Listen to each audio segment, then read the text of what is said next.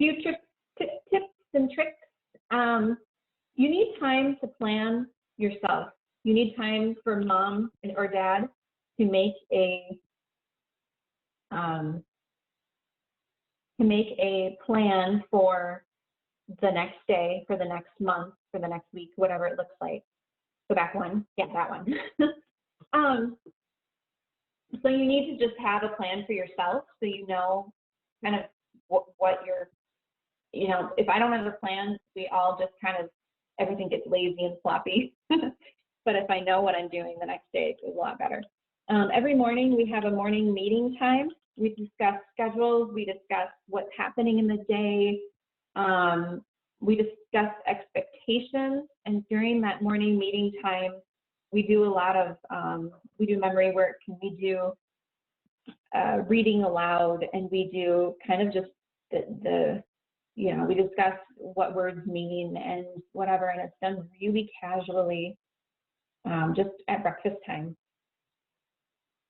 So that is something any family can incorporate, whether they're homeschooling or not. We have loved it. Discussing expectations of your children and making schedules for them, I think, is a really important thing. We all do better when we know what's expected of us, right?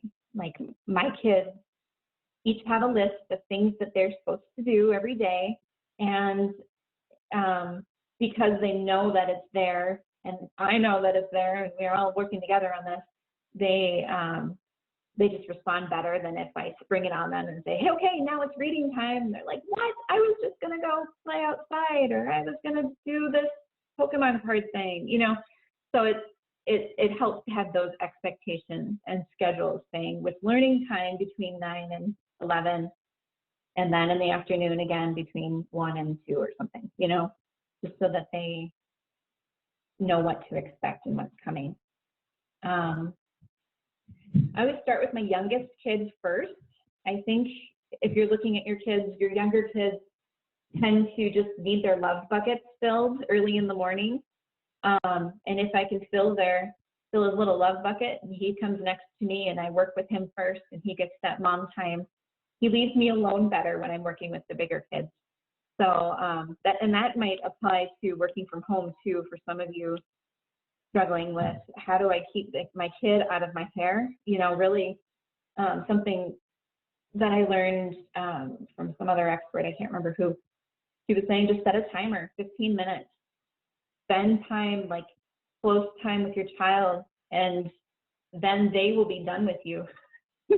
And you will be free to do what you need to do, because their little love bucket gets filled up and you get to move on to do other things. At our house, physical education is not an elective. We all have better moods and go with the flow a lot easier if we have exercise. I have a kid who needs a lot of movement to make him happy. And if I know that he can just spend 20 minutes on the trampoline and come back to me, boy, he is a different kid and he is ready to work. Otherwise, sometimes we really butt heads. So I encourage you to get out and move your bodies if you're having a hard day, and the hard days happen, even to me and others who homeschool. So